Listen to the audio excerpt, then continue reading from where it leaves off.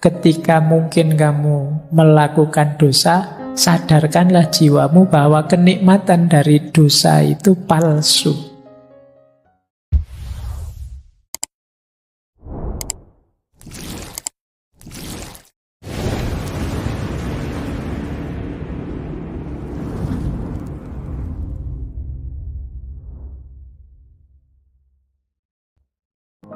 Assalamualaikum warahmatullahi wabarakatuh.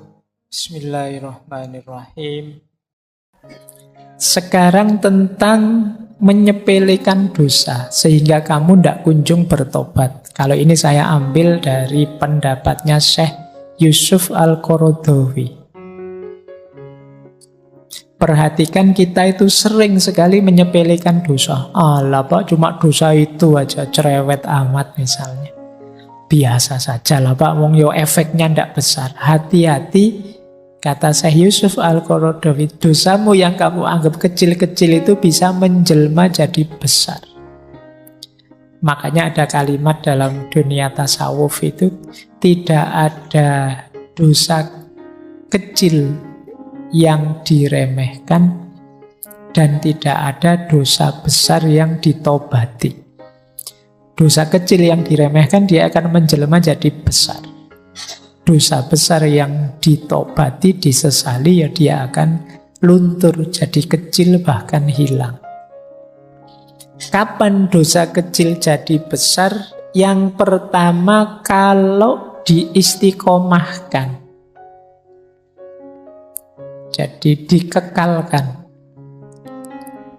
Ala Pak, lihat video kayak gini, ini kan dosa kecil Pak. Kalau korupsi dosa besar, jadi saya istiqomahkan tiap pagi biar seger lihat.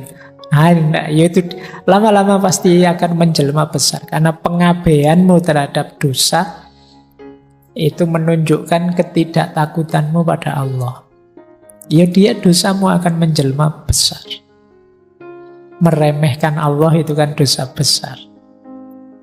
Yang kedua, menganggap remeh. Alah kayak gini saja kok. Alah wong cuma begini saja kok. Nah, ini kamu anggap remeh. Ketika kamu anggap remeh, yang kecil jadi besar. Meremehkan kesalahan. Yang ketiga, senang mengejarkannya. Enak ya Pak. Nikmat ternyata dosa itu Pak. Ya wis. Jadi kamu menikmatinya. Orang yang menikmati tidak mungkin menyesali. Mungkin dia tahu itu dosa tapi ingin mengulangi. Karena kamu merasakan nikmatnya. Jadi pengaruhi jiwamu.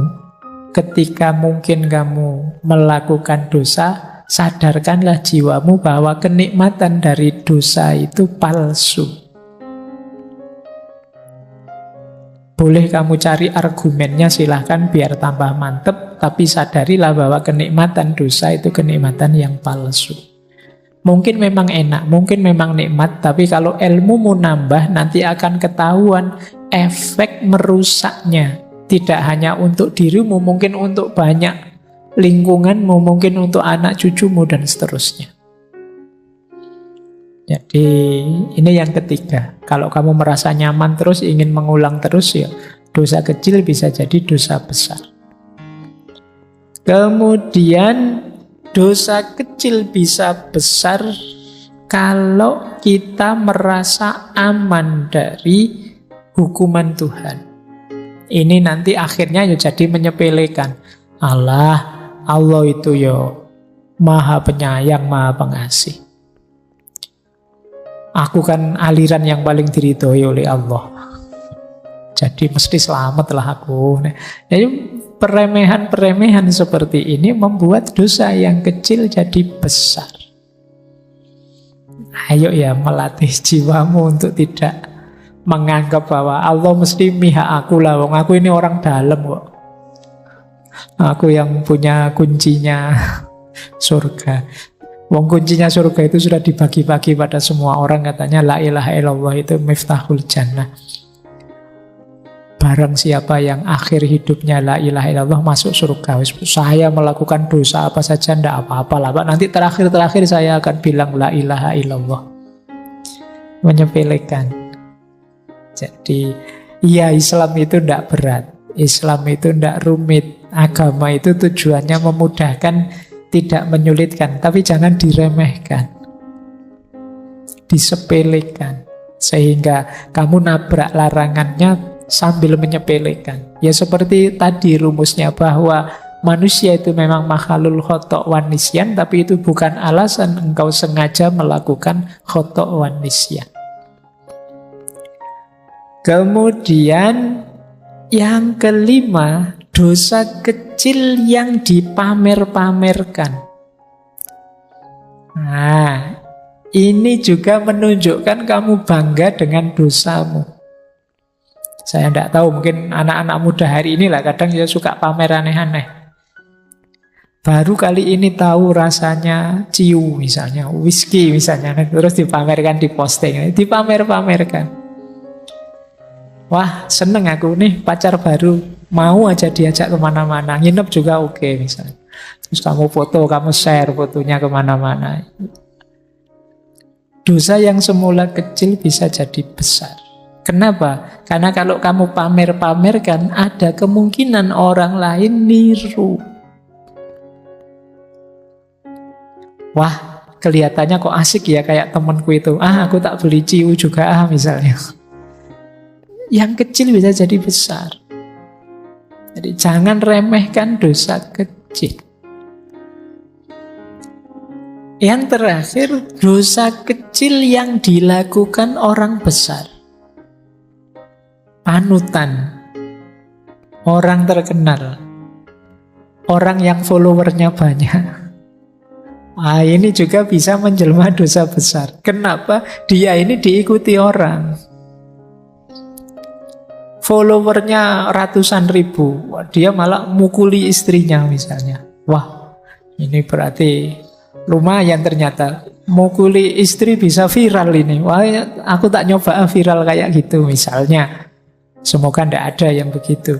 Tapi ingatlah kalau kalian public figure, di level apapun, apalagi ulama, perbuatan kalian yang keliru, yang salah, yang dosa, itu diikuti oleh followermu. Ya alhamdulillah saya tidak punya follower. Aku tidak medsosan masalahnya. Jadi aman saya. Oke, kemarin baru ganti foto itu saja, itu pun bukan saya. Jadi hati-hati. Saya tidak tahu kalian mungkin ada yang public figure meskipun sekedar ketua kelas. Ya kan ketua kelas punya power di kelasnya. Lalu hati-hati, dosa yang kecil kalau ditiru teman-temanmu sak kelas jadi dosa besar. Karena akumulatif. Misalnya bikin dosa besar, yuk kita bolos bareng-bareng ya, biar dosennya kapok misalnya. Itu kan kecil sebenarnya, tapi bisa jadi besar. Kamu ditiru temanmu sak kelas. Apalagi kalau kekuasaanmu level desa, level kecamatan, level kabupaten, level negara, level dunia ya. Engkau diikuti orang. Jadi jangan sembrono dengan dosa dan kesalahan. Nah, finalnya ini secara teori. Jadi tobat itu diawali pengetahuan, kemudian dilanjutkan dengan kesadaran untuk berubah, didasarkan pada penyesalan, ditekadi untuk perbaikan. Perbaikan itu berarti berhenti menjalankan, membersihkan diri, dan memperbaiki. Ini rumusnya mirip takholli, tahalli, dan tajalli. Yang terakhir komitmen atau istiqomah. Kalau sudah geser ke arah kebaikan, istiqomahlah, komitmen di situ. Mungkin berat, karena tidak sesederhana waktu tobat. Komitmen atau istiqomah ini biasanya lebih berat. Makanya minggu depan kita bahas dulu istiqomah itu apa. Jadi setelah tobat, saatnya kita istiqomah. Ini sebenarnya ringkasan rumus dasar kalau kita ingin bertobat. Orang yang mau bertobat berarti orang yang sadar diri dan tahu diri. Bahwa kita ini manusia yang banyak khilaf, banyak alpa. Orang yang tidak mau tobat adalah orang yang sombong. Sebagaimana iblis.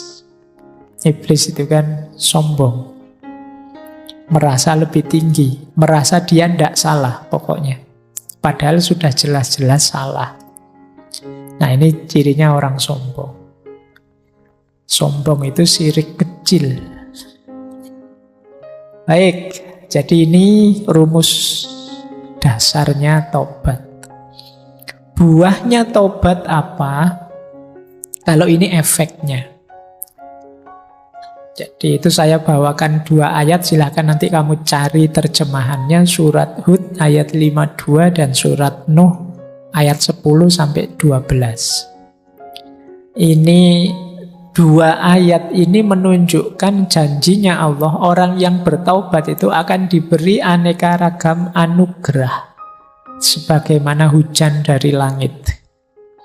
Kalian baca saja terjemahannya ya, dicari. Tapi intinya, ini karena waktu saya tidak bisa menjelaskan detail, buahnya orang tobat itu yang pertama adalah bersihnya diri, jernihnya diri.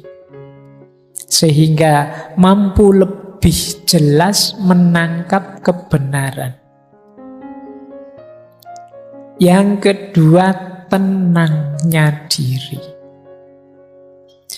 Dosa itu menggelisahkan.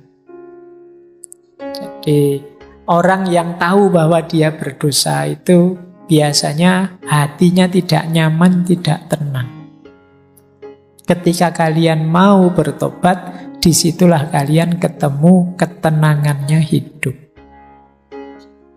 Jadi tergantung kamu ingin mencari kesenangan atau mencari ketenangan. Ketenangan akan membuatmu dekat dengan Allah, dalam bahasa agamanya mutmainnah. Kalau kesenangan kadang menjauhkanmu dari Allah.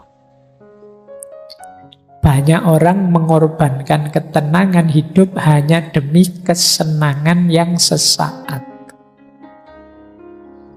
Nah, hati-hati.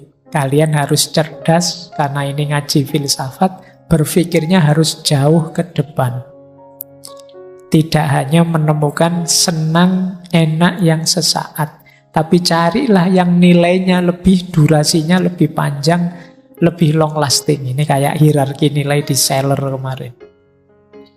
Jadi orang yang bertobat itu dia mendapat keuntungan, ketenangan.